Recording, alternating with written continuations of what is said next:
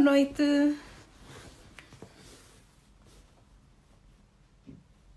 Boa noite, boa noite, boa noite, boa noite.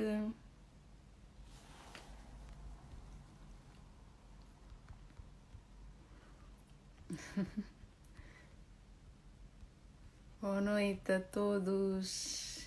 Como é que você está?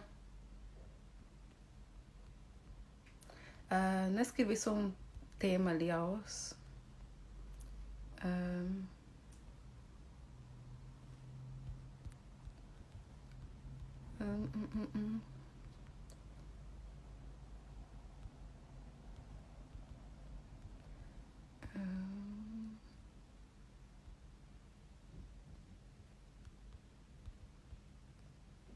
Boa noite a todos.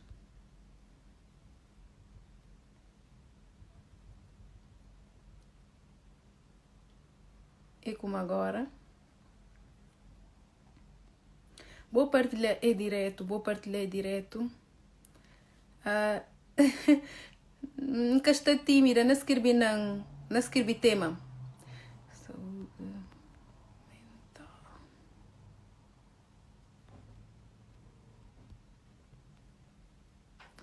Vou partilhar é direto para ver um indireto muito importante. Vou partilhar é direto. Espera de tentar. Vou partilhar é direto que do amigos e um tema muito importante que está papear o tio na nossa comunidade. A nós no papel já não aborda já é assunto ali na no valor sobre saúde mental, mas não é bem reforça mais para tentar explicar melhor. Deu um bias não convida um psicólogo mesmo, alguém mesmo experiente na área, para poder bem contar no melhor sobre o assunto. E um psicóloga guineense, a doutora Gisela, ela é guineense, especialista na área, portanto, não acho como ela é melhor alguém para vir papiar com nós sobre o assunto, para ver um assunto muito delicado. Portanto, nós não temos a doutora Gisela, não vim papiar sobre saúde mental. Saúde mental. Principalmente, gosto na quarentena, que está fácil para não tomar conta da nossa saúde mental. Não notícia doutora Gisela ali com nós, para não poder dar início a não bem. Um momento.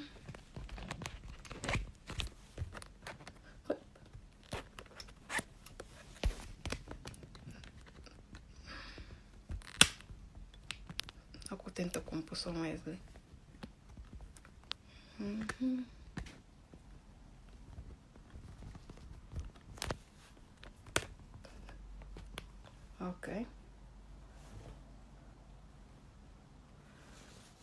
Ok, não disse ali, doutora Gisela, também. Se vou me fazer perguntas e só um vou colocar na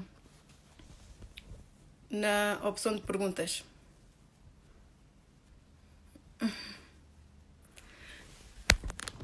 Um momento só que não tenta compor tripod ali.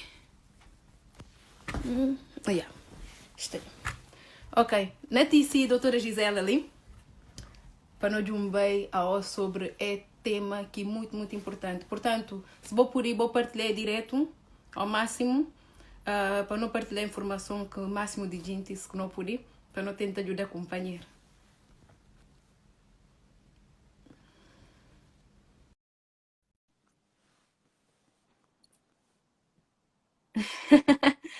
Ai, estamos late, pois, estamos late. Vocês aqui sabem. Olá. Boa noite, doutora. Boa noite. E como agora? Tudo bem? Tá tudo bem, obrigada. E consigo? Tudo bem. E consigo? Chama-me Gisela, é? Não, doutora, e como agora? Gente não mandando para a mensagem como vou estar atrasado. Eu estava Não, aqui. doutora Catreza, mas seguidor está em Sibídia de minha circunstância, não é? Na no Jumbei, vou entender um bocado, alguém e pedida novo, portanto, tem certas coisas ainda que tem que arranjar antes de, de entrar na live, não é? Yeah.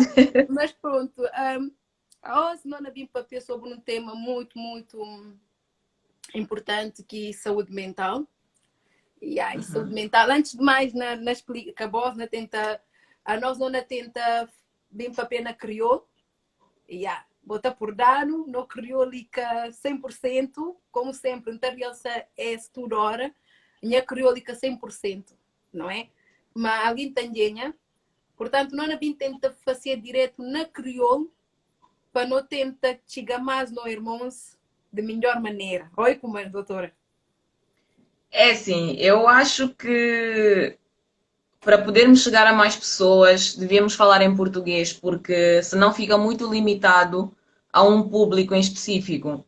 E Uhum. como a maior parte das pessoas entende, né? Eu acho que seria mais vantajoso falarmos mesmo em português. Ah, Tem e para algumas pessoas estão a o tempo comentar a cá dizer que tem não que comentar, percebem. tem que uma pessoa que Então, comenta a dizer que não percebe. Ok. Não, sabes porquê? É que aqui no Novo Alur, se começamos logo a falar português, os seguidores começam logo a atacar. Ai, tem que falar crioulo. well, Tem que falar crioulo. E, é portanto, assim, podemos falar algumas coisas, mas se queremos que a maior parte das pessoas que venham a assistir entendam, convém não limitarmos só ao crioulo, né? Senão acho então, injusto. ok, olha, já ouviram? A doutora já deixou o feedback dela. Portanto, será em português, está bem?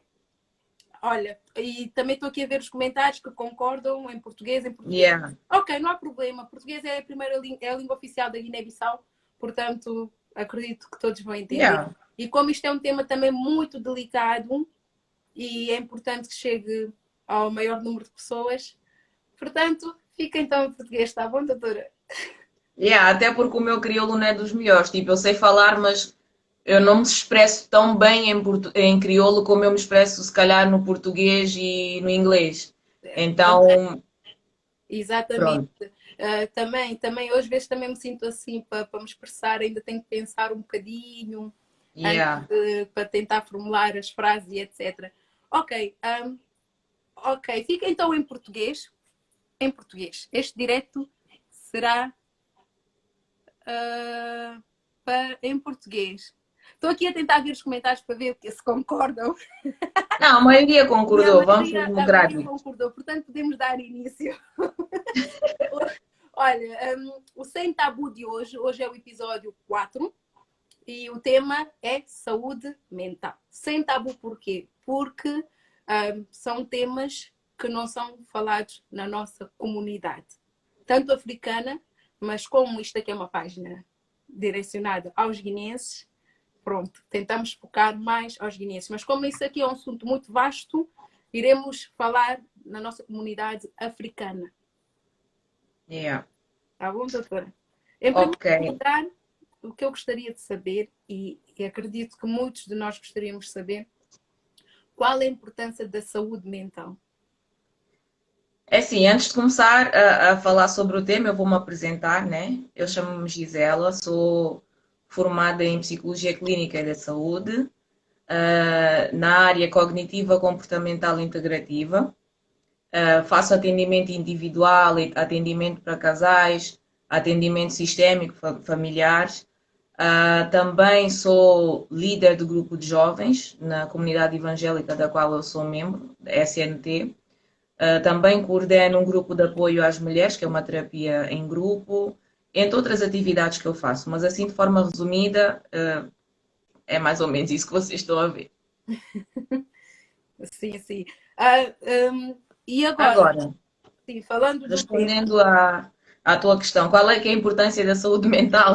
sim, só para É base. começar, antes de falarmos mesmo exatamente o que é saúde mental, é importante saberem a importância da saúde mental. Da saúde mental. É assim, sendo que o cérebro é o órgão mais importante do corpo, né? A partir do momento que aqui não está bem, nada flui.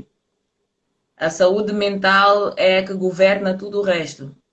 Para teres uma ideia, obrigada, Solange, mas eu não sou anjo. Para teres uma ideia, há pessoas que, por exemplo, quando elas acreditam muito ter uma patologia, elas chegam a desenvolver sintomas fisiológicos dessa mesma doença, mesmo sem ter nenhuma causa orgânica, ok? Porque de tanto elas acreditarem nisso, elas começam a desenvolver sintomas psicossomáticos. Isto é só um exemplo muito básico que mostra que se a tua cabeça não estiver alinhada, se as coisas não estiverem no sítio certo, tu podes até adoecer e vir a morrer de algo que não é real. Então, se tu não estás bem, tu não consegues trabalhar, não consegues produzir, não consegues ter uma vida social equilibrada, uma vida familiar, enfim, em todas as áreas, a tua saúde mental é primordial. Ok. Eu acredito que muitos não têm noção da importância da saúde mental. Muitos não têm essa noção de saber que a cabeça, não é? Se não estiver no lugar, nada funciona, porque é ela que comanda o nosso corpo, digamos assim, a maioria das coisas depois do coração, não é? Exato, exato. Digamos assim. Mente sã, né? Sim, mas qual é a definição, como é que eu posso dizer? A definição da saúde mental em si. A definição. É assim, basta tu juntares uh, a definição de saúde, né, que é tu estares com um funcionamento adaptativo, equilibrado, funcional, e a parte mental. Só que a parte mental Abrange é várias. é uma coisa que até mesmo na psicologia não é fácil de definir, mas é basicamente aquilo que controla o teu sistema de percepção da realidade, de raciocínio, os teus pensamentos, a tua capacidade de raciocínio lógico, enfim, as inferências que tu fazes, é tudo que diz respeito àquilo que é decidido aqui, que é tudo, né? Então, saúde mental é simplesmente tu cuidares daquilo que te faz ser um ser humano funcional. Olha, falando em cuidados, quais são os cuidados que devemos ter para ter uma saúde mental boa? É assim, normalmente as pessoas não priorizam a saúde mental até que aconteça uma patologia grave. Então, lá está, tu não vais ao médico a não ser que tu te sintas assim minimamente doente. Só que nós também, da mesma forma que fazemos consultas de rotina, convém também de vez em quando ir a um psicólogo, só para ver se está tudo bem. Então, para começar, é tu encarares a tua saúde mental da mesma forma que tu encaras a tua saúde corporal, que é Física. uma coisa que é importante, porque normalmente quando tu tens alguma psicopatologia, como não é uma coisa visível a olho nu, as pessoas não valorizam. Então o que é que acontece? Se tu vais ficar à espera de ver que estás realmente doente, pode até ser tarde demais. Então o ideal é tu fazeres uma manutenção. Porque é como eu dou sempre exemplos. Imagina, uma pessoa que tem diabetes ou tem alguma outra doença crónica, ninguém vai lhe dizer, mentaliza que tomaste insulina e passou. Não existe isso. As pessoas vão te dizer, vai ao médico, faz uma medicação, tipo, faz uma terapia. A mesma coisa com a tua saúde mental. Quando tu começas a perceber que tu já não estás a funcionar de forma normal, tu começas a perder interesse pelas coisas, ou tens reações exageradas em estímulos que não se justifica, né? Tudo aquilo que te leva a ter comportamentos ou ter sensações e sentimentos que te causam sofrimento e que te prejudicam no teu dia a dia merecem uma atenção especial. Era mesmo isso que eu ia perguntar. Quais são os sintomas para detectar que a nossa saúde mental não está boa? Era isso que eu ia perguntar. Então, a saúde mental é abrangente demais. Não dá para dizer simplesmente tipo, ok, este sintoma mostra que a tua saúde mental não está bem. Porque depende de algo em específico que estejas a falar. Por exemplo, se estás a falar de sintomas de ansiedade, de depressão ou de stress pós-traumático, depende muito em que área da saúde mental é que tu estás a dirigir. Olha, a depressão foi um dos temas que já abordamos aqui no Sem Tabu. Foi Uhum. o nosso primeiro episódio. Uhum. Foi um dos temas que escolhemos porque achamos que não é algo que é muito falado e não é muito aceito na nossa comunidade como uma coisa normal. E Yeah. tem vindo a ser a nossa luta já muito antes da quarentena. Aos Verdade. poucos estamos a tentar explicar às pessoas sobre esse tema, mas nós não somos experientes, temos as nossas, como é que eu hei de dizer? Temos as nossas opiniões pessoais, através de pesquisas e etc. Daí decidimos trazer a doutora, que é alguém que percebe mesmo da matéria, para poder dar a informação correta, não é? Porque uma Uhum. coisa é a nossa opinião pessoal, outra coisa é alguém que é especialista na área falar sobre isso. Infelizmente, por que a doutora acha que é muito difícil para nós falar sobre esse tema? Quando digo para nós, não estou a falar, eu e a doutora, estou a falar para nós em geral, Sim, a nossa comunidade africana comunidade. em geral. Exatamente. Porquê que é um tabu na nossa sociedade? Ok. Eu já tinha falado sobre isso num outro direto que eu fiz, mas como, pronto, a maioria não deve ter assistido, não sei. Vou ser um bocadinho repetitiva, mas não é por mal, é porque realmente os factos são factos, Mas ok? tem que ser mesmo repetitivo para ver se entra na nossa cabeça e fica lá. Ok, então, nós temos vários fatores que levam com que o povo africano tenha tanta resistência com este tema. Primeiramente por motivos históricos, né? E foi como eu expliquei da outra vez, uh, tudo bem que em África não houve sempre escravatura. Antes da escravatura, que nós sabemos que durou cerca de 400, 500 anos, um, já houve reinado lá, já havia uma civilização, já havia uma organização. Inclusive, em África, também já havia escravatura de outros povos, ok? Então, nós já tínhamos a nossa civilização, já tínhamos o nosso desenvolvimento e tudo mais. Só que a geração atual é, infelizmente, a que está a lidar com as consequências de tudo aquilo que veio depois do último período de escravatura, que foi com os povos europeus e etc. Então, o que é que acontece? Durante muitos anos, esse povo que estava a ser escravizado viu os seus chefes de família, chefes de aldeia, etc., a serem subjugados das formas mais brutais possíveis. Desde abuso sexual, eles pegavam, por exemplo, num chefe de família e era sodomizado em público. Tu imaginas o que é que um homem sente ao ser violado diante da sua mulher e dos seus filhos, ok? Então, isso, tu quebras a pessoa por dentro, porque tu atinges a área mais sagrada do ser humano que está no centro do seu corpo, que é a sexualidade. Então, muitas pessoas eram subjugadas assim. O que levou a propagação da escravatura a ser tão certeira nem foi tanto a violência com que aconteceu, mas a estratégia de ataque psicológico. Eles quebravam as pessoas mentalmente, faziam aquilo que eles sabiam que iam tirar a pessoa a sua vitalidade, a sua vontade de continuar a lutar, de continuar a perseverar. Então eles pegavam nos chefes de família e faziam essas coisas, pegavam nas mulheres, pegavam também nas mulheres, tipo, ainda a amamentar, pegavam nas crianças e davam aos crocodilos e etc. Então eram coisas bárbaras. E algumas dessas pessoas que tentaram se rebelar contra essa situação foram punidas das formas mais cruéis possíveis. Eu dei um exemplo em que eram feitas covas onde colocavam as cobras mais venenosas e quem tentasse tipo fugir era atirado nessas covas. Imaginas uma morte desse género, é algo macabro. Então as pessoas ficavam com medo, né? E eram torturadas das formas mais cruéis possíveis para servirem de exemplo. Então, o que é que isso fez? Fez com que algumas pessoas começassem a funcionar em modo sobrevivência. Do tipo, eu tenho de fazer o possível e o impossível para me salvar e salvar a minha família, porque entre tu defenderes os teus interesses morais e tu poderes comer, o instinto de sobrevivência vai-te apelar à fome, não vai-te apelar a tu seres uma pessoa, tipo, moralmente correta, entendes? Então, algumas dessas pessoas começaram a atrair uns aos outros, a vender pessoas da própria etnia, da própria tribo, etc. Então, essa sequência de maus tratos foi passando de geração em geração.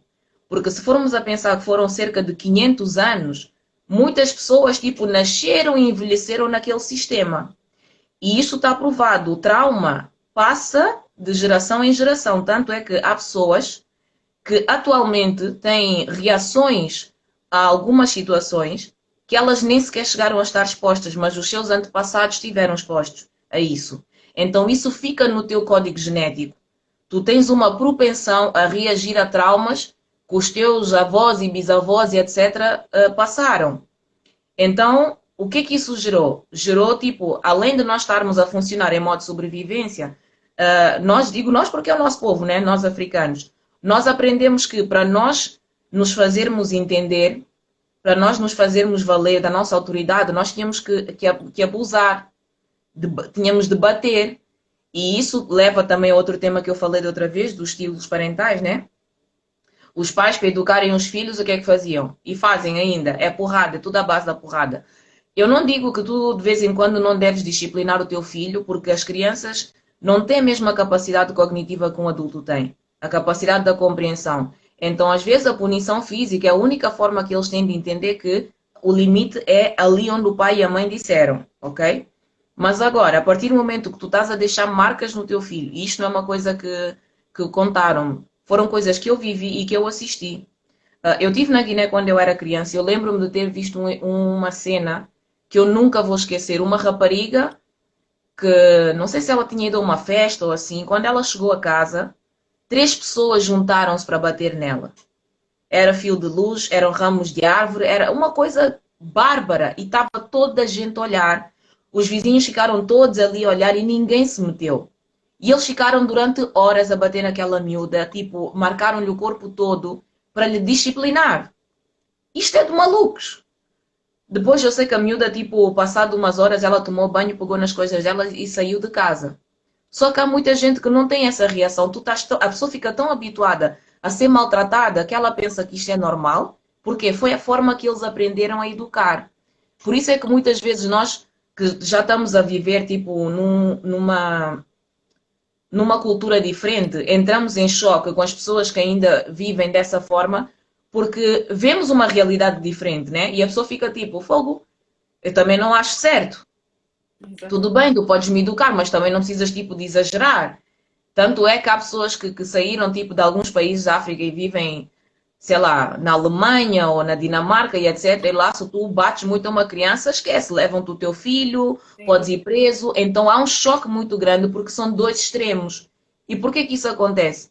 Porque a civilização europeia e etc., eles consideram muito mais normal verem essa interação no meio africano, porque infelizmente a ignorância que é passada nos livros de história ensina-lhes que os pretos relacionam-se assim uns com os outros. Então, para nós nos comunicarmos com eles, pode ser à base da violência, porque isso assim entre eles. Ok. Conosco, não. Então, fica aquela coisa como se eles estivessem aqui e nós aqui. Né? Então, lá está. Na cultura deles, ainda existe. Eu não estou a dizer que não, mas eu estou a falar da regra, não da exceção. Ainda existe essa noção de que não é preciso tu bateres alguém para te fazeres entender. Só que lá está, por terem também uma postura muito extremista em relação à disciplina, nós, africanos, vemos uma grande diferença, né? Tipo, fogo, os brancos, tipo, desrespeitam os seus pais, falam de qualquer maneira, não sei o quê, porque eles vão ao outro extremo. Ou seja, é um estilo de parentalidade permissivo que cria indivíduos que se acreditam ser invencíveis, que não têm respeito qualquer para com a autoridade, para com as pessoas de mais idade, etc. Mas esses dois extremos não são saudáveis. Ainda assim, o estilo parental mais tóxico, é o permissivo, porque faz com que a pessoa não conheça limites, não respeite ninguém, etc. No entanto, por nós estarmos a receber constantemente uma educação que é muito baseada na imposição do respeito, pelo simples facto da pessoa ter nascido primeiro que tu, e não vão dizer que isso é mentira porque é verdade, porque o argumento é eu sou mais velho. Sempre. Ponto. Sou mais velho, então logo porque a tua data de nascimento é anterior à minha, significa que tu não tens que me explicar nada, não tens que argumentar nada, é porque tu estás a dizer e ponto final. E isso dá uma sensação de revolta e a pessoa só não tem uma atitude física para com a sua revolta, porque tem aquele respeito já intrínseco nela, tipo, eu tenho que respeitar os meus pais, mas não quer dizer que ela vai se sentir bem com isso. E ela vai aprender que ela não precisa de se fazer entender para passar alguma mensagem. É simplesmente o facto dela estar a mandar e acabou. Então, o que é que acontece? E eu recebo no meu gabinete muitas pessoas que vieram desse estilo de educação. Por isso é que eu falei da parentalidade. Porque há muita gente que foi educada dessa forma e pensa, depressão e não sei o quê, isso é frescura. Isso é coisa da tua cabeça, não te metas nisso, É coisa dos porque brancos. senão... Yeah, dizem, né? É coisa dos brancos, não te metas nisso, senão vão-te passar aqueles medicamentos, vai-te fazer mal e etc, etc. Esquece isso, toda a gente leva porrada, mas não quer dizer que não sei o quê. Olha, eu também levei e estou bem. Não, não estás. Porque eu atendo muitos homens e mulheres que quando entram no gabinete desfazem-se em lágrimas. Têm estresse pós-traumático, têm pesadelos, têm ansiedade, não se sabem relacionar com os companheiros, com os filhos, não sabem demonstrar afeto. O simples ato de dar um abraço a um filho é um gesto de carinho tão desconfortável para a maioria do povo africano que é uma coisa incrível de observar. Então tu vês jovens a crescerem sem esse reforço afetivo, claro, vai fazer com que os indivíduos cresçam e se tornem pessoas inseguras, frias, de distanciamento emocional, Até não mesmo, sabem se expressar. desculpa interromper, até mesmo às Não, vezes a relação dos nossos pais é difícil ver aquele carinho, assim, assim, aquele abraço espontâneo, não sei, porque se calhar na nossa educação eles ocultam muito esse lado, yeah. não mostram, mas é algo tão normal, é algo mesmo tão normal, mas nós é difícil de ver, é difícil de ver, é mesmo Yeah, porque muito difícil. não há nada mais forte do que a cultura. A partir do momento que na tua cultura é algo que é comum, até que apareça alguém a dizer não, não é bem assim, opa. E ainda quando aparece alguém a dizer não é bem assim, olha, aquilo é uma guerra. E sem contar que por causa das crenças tradicionais, né? Mais facilmente te levam a um curandeiro do que ao médico. Tu começas a ter sintomas de depressão, não tens vontade de fazer nada, as pessoas ficam tipo, mas tu não tens motivo nenhum para estar assim, tu estás bem, não te falta nada, tu comes, bebes, dormes, o que é que tu tens? É feitiço. Lá estão a levar a pessoa para fazer lavagem de não sei de quê, e a tendência é piorar, porque essas coisas não ajudam, só atrapalham. Exatamente, exatamente. Mas, sabes, nós africanos, se calhar vamos, como tu disseste, é muito pela cena tradicional. E talvez pela nossa cultura não ter introduzido isso e ver isso como algo normal, porque há muitos pretos que passam por depressão. E a tendência mesmo é piorar porque não se sentem confortáveis de chegarem a alguém e dizer, olha, estou a passar por isso. Porque vão ser julgados. A tendência é sempre Yeah. ser julgado. Sempre. Do tipo, isso é coisa dos brancos. Opá, ralha com sarifaci. Yeah. Se dormes muito. Mas tem um motivo, mas há um motivo pelo qual isso acontece.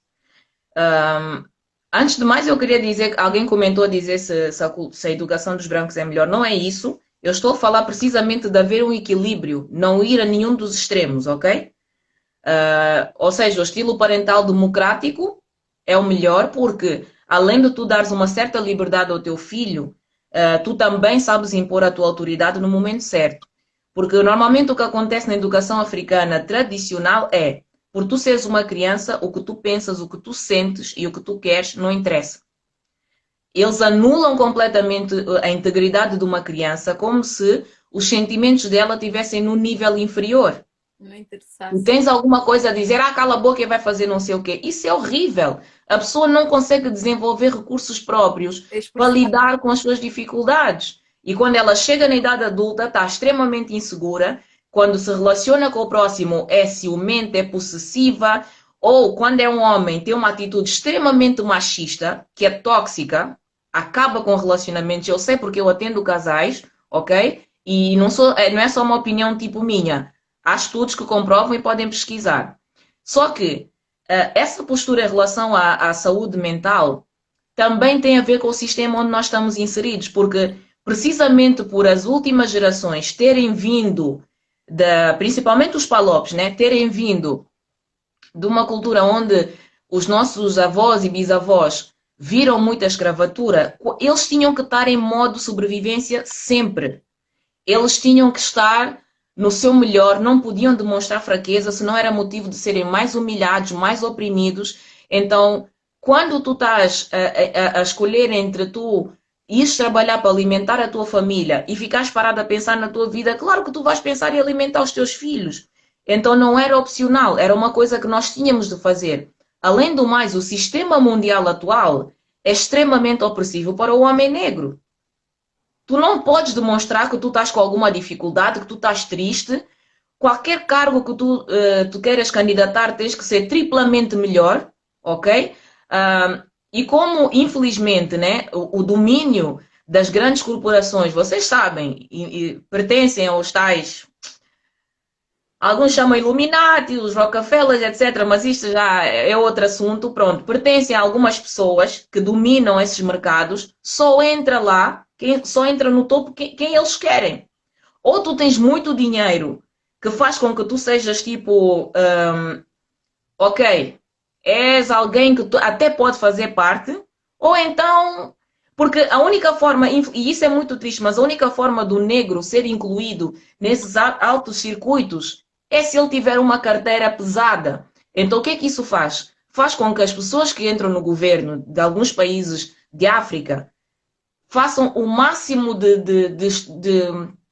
eles tentam extorquir ao máximo daquilo que eles podem, porque eles ainda vêm com aquela sensação de eu tenho que pertencer ao mundo dos grandes e eu vou fazer o que for necessário para assegurar a minha sobrevivência e dos meus. Então eles não olham para o lado, tiram a riqueza do povo porque eles querem estar lá em cima, ok? E mais, além disso, e eu vou falar em relação à saúde mental do homem, o homem, infelizmente, passa por muito mais opressão do que a mulher, porque a mulher, como as pessoas já ficam naquela, ok, as mulheres choram facilmente, qualquer coisa está a chorar, não há tanto aquela opressão. O homem não. Quando uma criança cai, basta ser um rapaz, se ele começa a chorar, levanta-te e limpa essas lágrimas porque o homem não chora. Não sei o quê, estás a falar muito, parece uma menina. Etc, etc. Há tanta opressão para o homem não exprimir aquilo que ele sente, que quando ele chega na idade adulta, ele é uma pedra. Mas quando Ele não fala o homem, a doutora fala do homem em geral ou está a falar do homem O africano? homem em geral, mas também o homem negro. Pronto. Mas assim, agora virando mais para o lado africano, aí então esquece. Porque como já tem aquela cultura de homem não sei o quê, tens que ser rijo, não podes isto, não podes aquilo, ai de ti que demonstra. Estás com depressão, vou-te dizer o quê? Dão-te tipo uma palmada, bebe um copo que isso passa, oh, isso é falta de mulher, ou olha, já estás a deixar os brancos entrarem na cabeça. Yeah. E eu eu tive há tempos um paciente que tinha um pouco da cultura africana. A primeira consulta que ele fez, meu Deus, ele estava tão carregado de traumas, porque ele tinha levado tanta surra do pai dele, por tudo e por nada. Ou seja, o pai dele provavelmente era uma pessoa que também estava traumatizado, porque foi educado da mesma maneira, e a tendência do trauma é aumentar de intensidade conforme a geração vai avançando. Ou seja, o pai dele ainda batia mais nele. Ele levou tanto do pai, e o que é que isso faz na cabeça da pessoa que está a apanhar? Como tu vais amar os teus pais, independentemente de. Porque é uma ligação muito forte. Quando tu estás a ser constantemente agredido, tu entendes que tu não deixas de amar os teus pais, mas tu deixas de te amar. Porque quando uma pessoa está a apanhar porrada, ela está a ser punida por alguma coisa. Então, o que é que isso faz? Faz com que a pessoa tenha uma crença muito grande de culpa. Ela sente-se culpada muito facilmente, né? Então, ela vai ter baixa autoestima, vai ser extremamente insegura, vai ter dificuldades nas suas interações interpessoais que outras pessoas não têm. E quando eu atendi esse paciente, era um homem tipo vistoso, etc., atraente, mas ele tinha tantos problemas em relacionar-se com as mulheres porque ele não conseguia acreditar no seu potencial e estava sempre cabisbaixo, começou a ter problemas sexuais por causa disso, porque até a sua masculinidade foi atingida, e isso é sério, e só por causa dessa parte é que ele procurou terapia, porque o homem, tudo pode estar mal, mas quando chega no sexo, aí ele diz, opa, Tem calma. algo aqui não está bem. E Exatamente. ainda bem que ele procurou essa ajuda, porque eu disse-lhe, tu foste acumulando traumas e se não tivesse chegado numa área que tu valorizas tanto, tu não ias entender o quanto danificado tu estavas. E pela primeira vez ele desfez em lágrimas, ele chorou tanto e ele disse, olha doutor, eu não sei o que é que se passa, eu não sou de chorar, mas eu não estou a conseguir segurar Foi isso. muita coisa que guardou, não é? Muita dor, e aquilo era de partir o coração, eu disse, meu Deus, ele ouviu a vida inteira de que ele não podia chorar. E é assim, se o homem não pudesse chorar, Deus não lhes teria dado lágrimas. Nós somos seres humanos, não somos máquinas, meu. Não é o teu género sexual que vai determinar a tua capacidade de sentir emoções. E esse estigma tem que acabar, principalmente no povo africano. Tem que acabar. Se o homem, tipo, mostra alguma sensibilidade, ele é muito sensível, tipo os brancos. Então fica tipo, e há também uma coisa que é injusta para os brancos, porque fica tipo, parece que toda a referência para eles é sempre uma coisa negativa e nem tudo é negativo, gente. Vamos também ser justos, né? Epá, é assim, eu conheço os dois lados da moeda, portanto eu sinto-me no direito de falar, nem tudo é mau. Exatamente. Nem tudo é mau, vamos também reter aquilo que é bom. Deixar as pessoas, tipo, mostrarem quem elas são, chorarem o que têm de chorar. Eu já vi pessoas que, tipo, não conseguiam expressar nada. Morria, seja quem for que tenha que morrer, não chora. Não chora, não chora. De repente dá-lhe um AVC, tem um ataque cardíaco, ou então, tipo, do nada mata-se e fica todo mundo, tipo, uou, wow, o que é que aconteceu? Ela estava sempre feliz, ele estava sempre feliz. E a doutora acredita que às vezes as pessoas escondem, quando estão a passar por depressão, escondem muito a felicidade, mostram muito que estão felizes como uma arma para poder esconder o que estão a sentir. Sem dúvida. Porque não é fácil tu chegares e admitires a uma pessoa que tu não estás bem. A resposta padrão é: tá tudo bem? Sim, sim, tá tudo bem. É tão automático que tu nem pensas. É mais fácil dizer que está tudo bem do que explicar o problema, não é?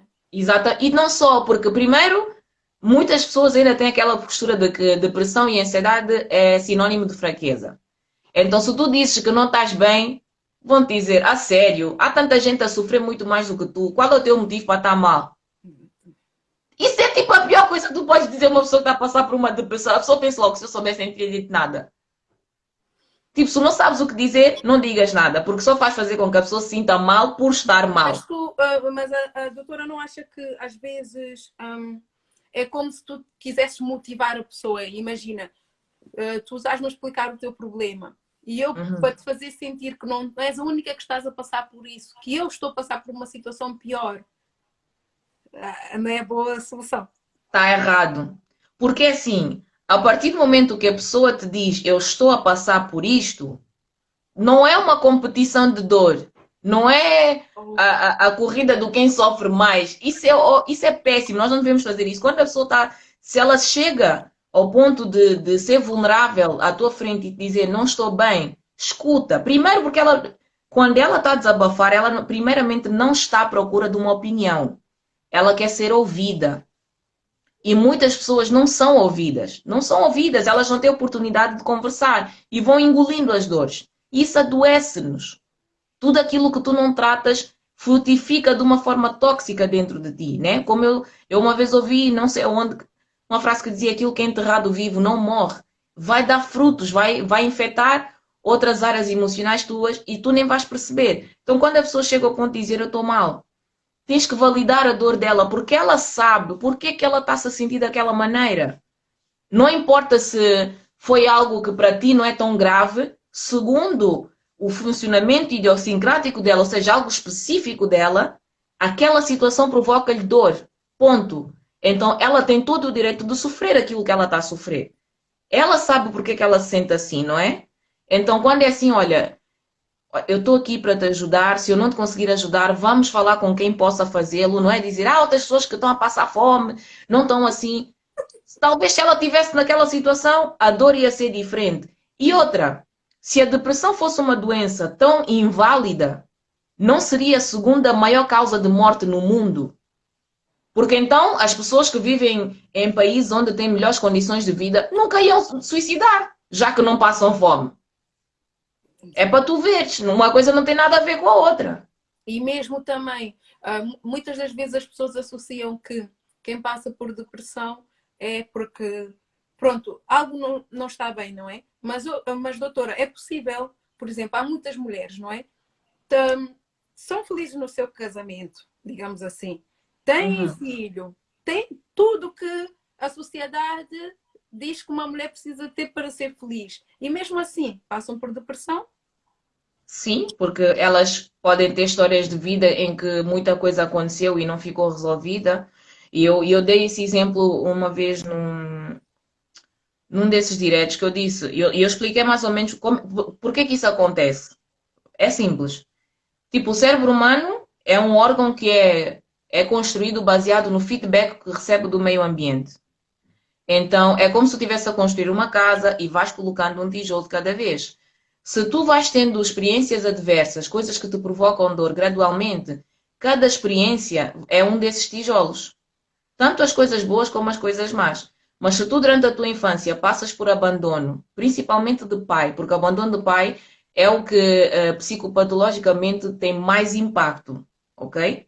Não é que a mãe não seja importante, mas o pai é quem te dá identidade, dá-te um senso de norte, orientação. É muito sério isso, dá-te raiz. Então, a E doutora quando acha falta isso, que a ausência de um pai afeta muito.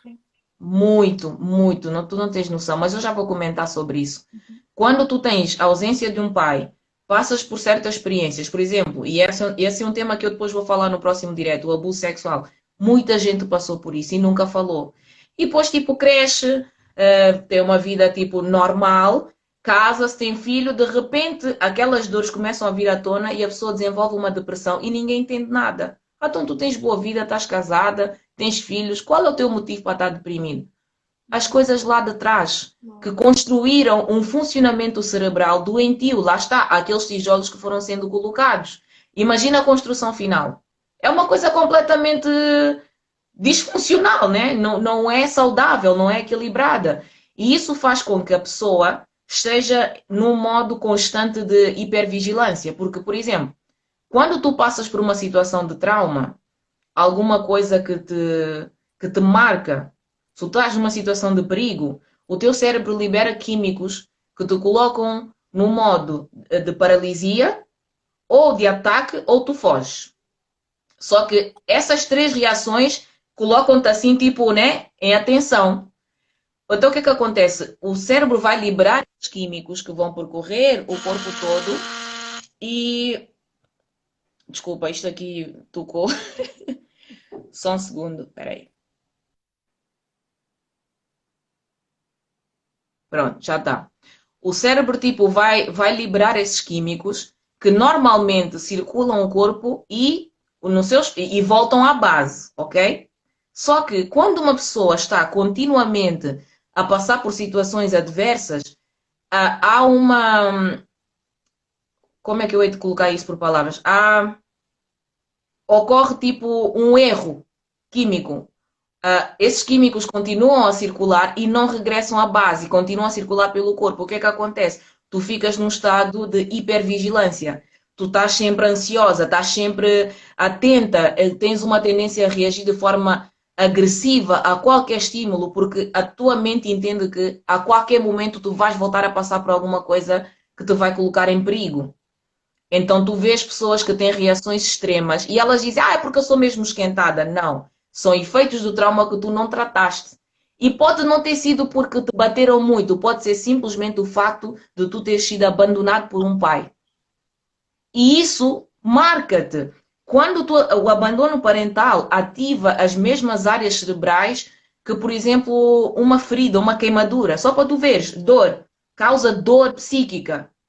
E a dor psíquica não é muito diferente da dor física. É uma dor intensa.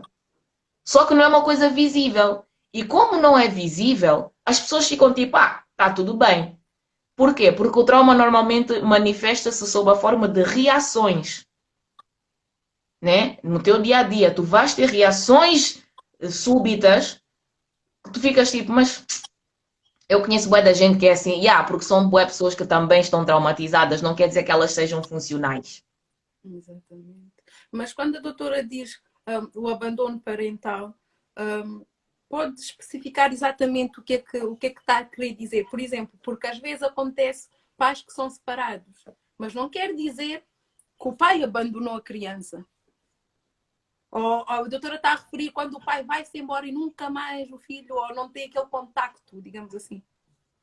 Olha, é simples, tipo, os pais podem se separar, mas isso não faz com que a criança automaticamente se sinta rejeitada pelo pai. O problema é que, e isto agora as mulheres não vão gostar mais, verdade é para se dizer, muitas mulheres pegam na rejeição que sentem por parte do homem e transferem para a criança. Não me queres, não vais ter o teu filho. Então, afastam a criança do pai e não sabem que estão a marcar a vida daquela criança para sempre. Uma coisa não tem nada a ver com a outra. O problema é que também, às vezes, por o homem ter uma postura tão cruel com a mãe da criança, a mãe fica tipo, epá, tu não mereces que eu te deixe aproximar do meu filho. Então fica aquela disputa e a criança fica ali no meio a sofrer. Então há pais que dizem, eu sempre sustentei o meu filho, nunca abandonei. Não. O teu filho precisa da tua presença, não é só do teu dinheiro. O teu dinheiro faz parte das tuas obrigações, foste tu que o fizeste, tu deves sustentá-lo, ok? E não é só com aquilo que a lei determina. Uma criança não vive com 100 euros por mês. Vamos ser realistas. Para tu seres tão agarrado ao ponto de não sustentares o teu próprio filho, é muito triste, mas ok. O teu filho precisa da tua presença, ponto final. E o problema é que a mãe e o pai não se dão. Então o pai, para ir ter com o filho, sabe que vai discutir com a mãe. Então ele passa bué de tempo sem visitar a criança. Então ele vai, depois fica um tempo sem ir. E essa instabilidade gera ansiedade na criança. Gera um desejo grande de se sentir aceite. E esse indivíduo, na sua idade adulta, vai ser uma pessoa que vai ter muitos problemas nos relacionamentos, sem dúvida, porque ela vai desenvolver um estilo de vinculação ansiosa ou evitante, mas mais propriamente ansiosa. Ou seja, tem um grande desejo de agradar, faz de tudo, quando se apaixona, vai com tudo. Vocês certeza que vão estar-se a lembrar de pessoas enquanto eu for falando sobre isso. Faz de tudo, dá demais. Quando está numa amizade, eu sou mesmo aquele amigo, aquela amiga que não deixa faltar nada, não sei o quê, eu dou tudo. Quando eu vejo, as pessoas não me retribuem na mesma moeda. Por quê? Todo excesso esconde uma falta. Se tu dás de mais, tu vais receber de menos. E esse amor que tu estás a dar a mais nas tuas amizades e nos teus relacionamentos, está a faltar tu virares para ti. Porque tudo aquilo que é demais enjoa. A pessoa não te vai dizer, mas ela vai se aproveitar. Óbvio. O ser humano precisa de merecer as coisas, tem que as conquistar. Só que quem foi abandonado na infância, o que é que ele pensa? Eu tenho que fazer de tudo para que aquela experiência não se repita. Só que é uma coisa que está inconsciente. Ela não tem noção disso, mas ela vai agir dessa maneira. Quando tu perguntas à pessoa como é que é o teu relacionamento com o teu pai, porque agora vamos falar do pai, né? Tudo bem, de vez em quando eu falo com ele, ele não sabe de mim, mas isso já não me faz diferença. É? Vamos lá ver o teu histórico amoroso, se não fez mesmo diferença. Ok. Então a doutora acha que hum, isso tudo vem a partir da relação que temos com o nosso pai. E isso, de certa forma, afeta na nossa vida. Principalmente. Sim, porque a tua primeira infância é a que molda o teu funcionamento para o resto da tua vida. Claro que mais à frente tu podes adquirir conhecimento, porque o que gera mudança é ou tu teres acesso a novas informações e tu assimilares essas informações por repetição, ou então tu teres uma experiência emocional que seja forte o suficiente para causar essa mudança. Então, o que é que acontece?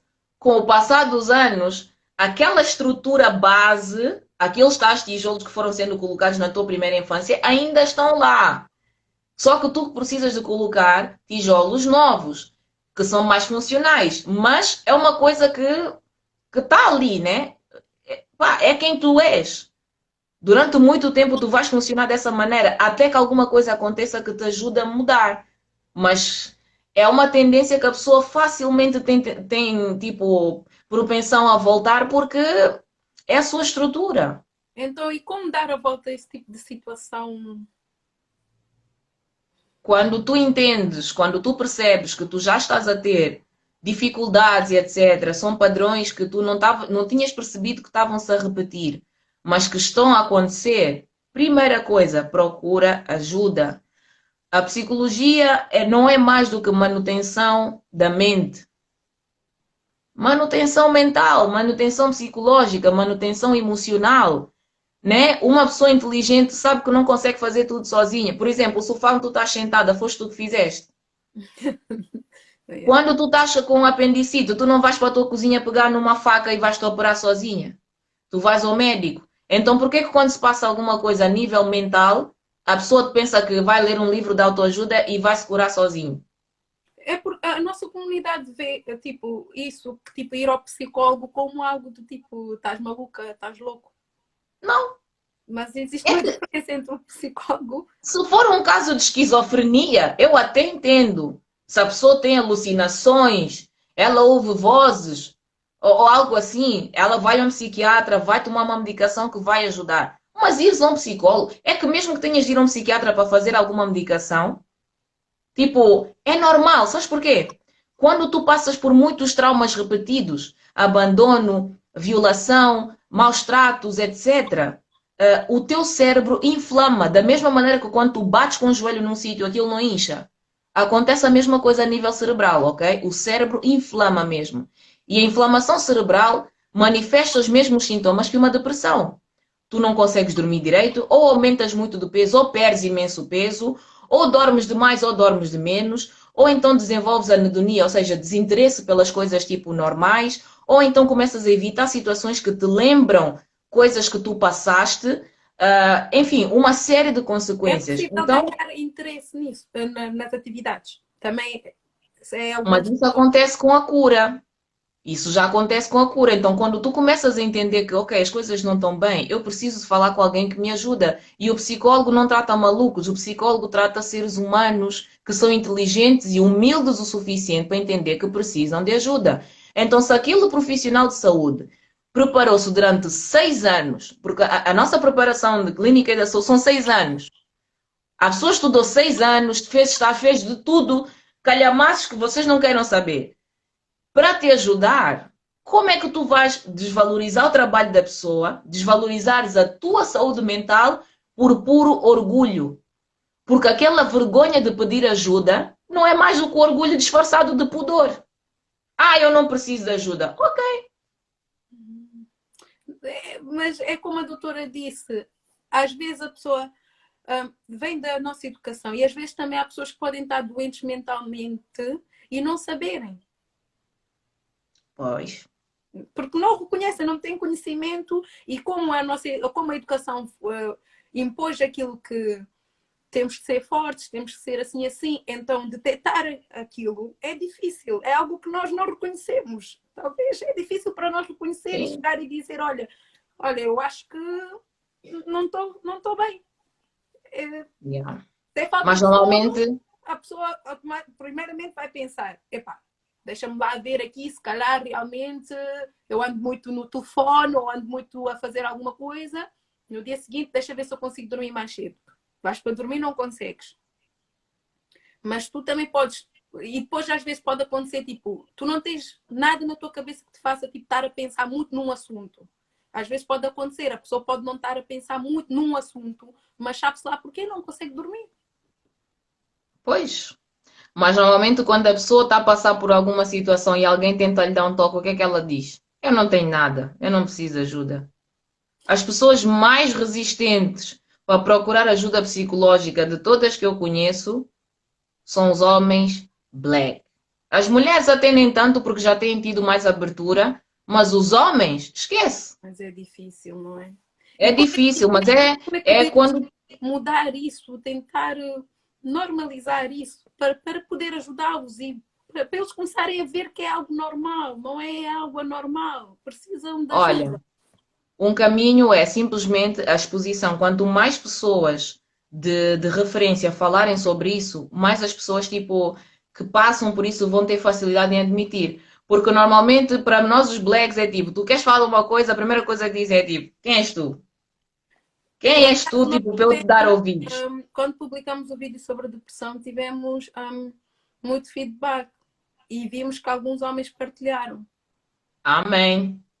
Porque Pois, normalmente as pessoas ficam tipo, lá está, quando uma figura de autoridade, uma figura pública, se chega à frente e diz, olha, eu passei por isso e isso é normal, vocês não estão malucos, não sei o quê, aí as pessoas já ficam tipo, ah, se calhar não é tão mau assim. Então eu acho que é uma coisa que nós temos que, é só iniciativas destas, tem que ser falado, tem que ser exposto repetidas vezes, até as pessoas entenderem que é normal. Eu vou dar o meu exemplo.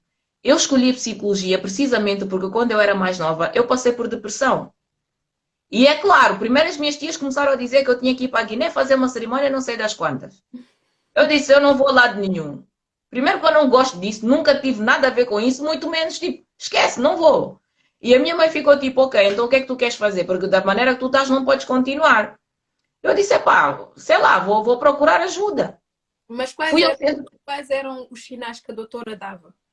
Olha, se tem pessoa que conhece a depressão, tudo. Para Tudo que tu começar a possas ver se nós imaginar. começamos a Tipo, identificar essas coisas nos nossos olha, comportamentos. primeiro eu não tinha vontade de estar com as pessoas, não tinha interesse de nada, não conseguia comer. A primeira vez que eu tive a depressão foi assim: o meu apetite desapareceu, eu perdi peso rapidamente. Chorava para caraças. Qualquer coisa que acontecia no relacionamento derrubava-me. Eu ficava tipo, ninguém me quer, ninguém gosta de mim, eu não tenho valor, eu sou um lixo. Lá está, baixa crença de valor, de autoeficácia. Às vezes nem, olha, a depressão pode chegar a um ponto que tu não tens vontade nem de levantar para comer, nem para fazeres a tua higiene. Ficas fechado no quarto. Eu ficava tipo dias e dias com os olhos fechados no escuro. Era horrível, era horrível. E a minha irmã mais nova ficava a olhar para mim tipo, mas o que é que se passa com a Gisela? E eu não sabia explicar, eu só sabia que eu não estava bem. E a minha mãe ficava tipo, mas eu não deixo faltar nada dessa miúda. O que é que ela tem? Eu não sabia explicar, eu só sabia que eu não estava bem. E depois, tipo, como eu percebi, ok, eu já não aguento estar assim, eu devo estar doente, eu fui ao médico. Fui ao centro de saúde, fui falar com a minha médica de família. Ah, eu preciso fazer exames porque eu não estou a conseguir isto, aquilo, não estou bem. Ela disse-me, olha, eu vou te encaminhar para uma psicóloga porque eu acho que o teu problema é muito mais psicológico do que físico. Os meus exames estavam todos normais, não acusava nada. Estava aqui, nas emoções, de coisas que eu engoli e não tratei. Eu fiz uma consulta com uma psicóloga e eu fiquei tipo, uau, Que isto é magia. bué fixe, tipo, alguém que me entende, não me julga, não diz que eu tenho que esquecer isso, tipo, que eu não tenho que estar a reclamar da vida porque está tudo bem, porque eu tenho saúde. E, tipo, eu gostei tanto daquilo que ela fez por mim, que eu pensei, tipo, há outras pessoas que passam por isso e que querem ajuda e não sabem como procurar. Eu vou querer fazer isso mais à frente. Foi assim, porque fez tanta diferença para mim que eu quis aprender a fazer o mesmo pelos outros. Então, tipo, eu passei pelas fases todas. O stress pós-traumático, a ansiedade generalizada, a depressão major, tipo, séria mesmo. Cheguei a uma altura em que eu tive que fazer medicação e a minha mãe era extremamente contra, porque ela é enfermeira. E ela disse: tu vais fazer medicação, mas antes de ser enfermeira, ela é guineense tradicional. Então ela ficou tipo: não te metas nisso, se tu mais medicamento vais viciar, vai te fazer mal, não sei o quê. Só que o meu cérebro já não tinha capacidade de produzir os químicos necessários para eu funcionar. Por exemplo, a serotonina. Um momento, doutora. Vou ter que desligar o direto e voltar de novo, tá bom? Uau, já passou uma hora, meu Deus, eu falo Já bem. passou. Não, não, está a ser muito, muito bom os comentários. Infelizmente, não estou a conseguir acompanhar os comentários. Ok, Também tínhamos aqui perguntas. eu já vou responder as perguntas a seguir, quando eu Ah, terminar esse raciocínio. ok, só que se esse direto desligar, as perguntas vão desaparecer. Mandem de novo, please. Ok. Tentem mandar as perguntas de novo, que a segunda parte nós vamos tentar responder às perguntas, tá bom? Deixa-me tentar. Na mesma vou fazer um print e numa outra oportunidade. E aí, deixa gravado o direto, algumas pessoas Sim, sim, pediram. claro. Ah, ok. Já vai desligar, tá? Eu vou desligar e vou entrar de novo, tá bem? Tá bem. Tá, tá.